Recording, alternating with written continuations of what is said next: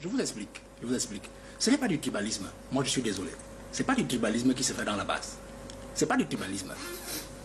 Quand vous regardez l'histoire du Cameroun, Lomba Mileke est un monsieur qui a été exclu d'abord par le colon, exclu par le pouvoir postcolonial au Cameroun des affaires de l'État.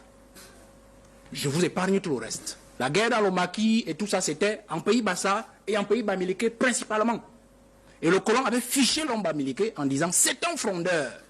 En d'autres termes pour le colon, c'est que Lomba Mileke était resté parmi les populations camerounaises l'homme à la conscience la plus éveillée sur le nationalisme, sur la nécessité de sauvegarder et de préserver le pays pour les nationaux. Pendant que d'autres peuples s'adoucissaient, s'allongeaient, s'aplatissaient devant le colon.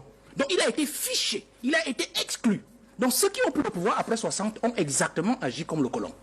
Aïdjo et tout, on a vu.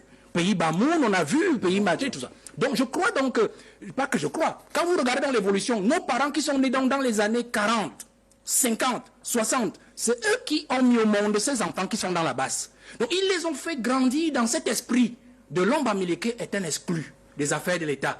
Et comme Lomba Mileke était donc un exclu de l'affaire de l'État, regardez la fin d'Ogmo.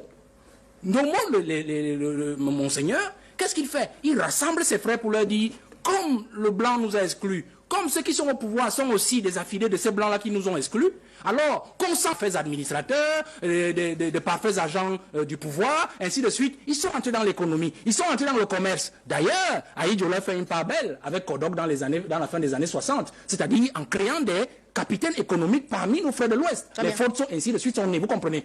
Sauf que, quand ils ont mis au monde ces enfants qui sont dans la base, ils ne leur ont pas dit que, en fait, leur repli identitaire n'était pas dû au fait de l'exclusion des autres populations, n'était pas en fait de tribalisme. Ils ne leur ont pas dit. Ils ne leur ont pas dit qu'en fait, ils se sont repliés parce qu'en fait, ce n'est la seule voie qui s'offrait à eux pour rester vivants, pour rester utiles à leur pays, c'est-à-dire le commerce et l'économie. Vous comprenez? Oui. Les enfants ont plutôt compris cela comme étant du tribalisme, le fait qu'en grandissant, ils se rendent compte que Lomba Mileke continue à être exclu de certaines affaires, il continue à être mis à part, vous comprenez? Ça fait qu'au niveau politique, donc les politiques ont utilisé ce fragment-là, ont utilisé ce pertuis, cette ouverture-là, pour en fait faire du climat, faire un marché politique dans ce ressentiment. Ça fait aujourd'hui que les enfants pensent qu'en fait, Lomba Mileke est tribalisé par les autres. Et ici, ils se disent qu'ils vont répondre au tribalisme par le petit tribalisme. Or que non, c'est plutôt une exclusion historique, stratégique du blanc qui a été reprise par les post-coloniaux qui nous dirigent jusqu'à ce jour et qui a été considérée peut-être malhonnêtement, peut-être intentionnellement par les parents en leur disant c'est du tribalisme alors que ça n'en était pas un. Donc ce n'est pas ça du tribalisme, madame. Il faut plutôt rappeler à ces enfants que ce qu'ils font, pour moi... Vous avez analysé cette situation que l'on a vécue